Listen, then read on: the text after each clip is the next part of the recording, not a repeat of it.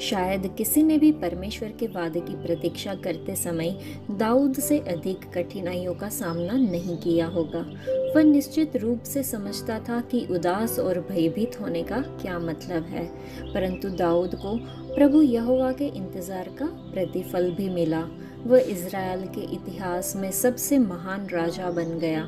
और इससे भी महत्वपूर्ण बात यह है कि अपने परीक्षणों के माध्यम से वह परमेश्वर का पसंदीदा आदमी बन गया।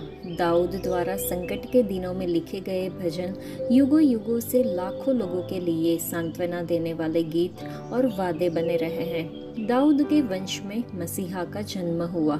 दाऊद के इंतजार करने के समय ने हम सभी को आशीष दी है। प्रभु का इंतजार करने का समय आपके जीवन का सबसे अनमोल क्षण हो सकता है। यदि आप किसी चीज़ के लिए परमेश्वर की इच्छा की प्रतीक्षा कर रहे हैं तो यशायाह की पुस्तक में 40वें अध्याय में 31वें वचन को पढ़ें और उसके वादों को पूरा होने की प्रतीक्षा करते हुए प्रोत्साहन पाए। दाऊद का परमेश्वर हमारा परमेश्वर है। यदि हम उन पर विश्वास करें और भरोसा करें तो परमेश्वर हमें हमारे सभी शत्रुओं से बचा सकता है, हमें हमारी सभी परेशानियों से बचा सकते हैं और हमारे सभी शत्रुओं के विरुद्ध हमारा सम्मान कर सकते हैं। परमेश्वर एक चट्टान है जिस पर हम अपने जीवन की नींव रख सकते हैं। जब जीवन में तूफान आएंगे तो हमारा घर बह नहीं जाएगा क्योंकि इसकी नींव मजबूत है। इसके विपरीत जो लोग परमेश्वर के बिना जीते हैं वे अपना जीवन अस्थिर आधार पर बनाते हैं। जब जीवन में तूफान आते हैं तो उनकी नींव ढह जाती है।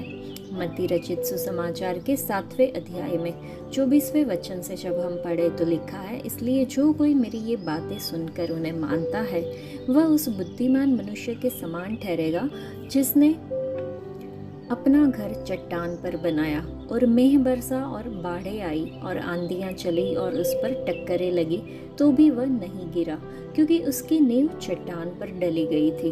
और जो कोई मेरी ये बातें सुनता है और उन्हें नहीं मानता वह उस मूर्ख मनुष्य के समान ठहरेगा जिसने अपना घर रेत पर बनाया और मेघ बरसा और बाढ़ें आई और आंधियां चली और उस पर टक्करें लगी और वह गिर पड़ा और बुरी तरह से गिर पड़ा।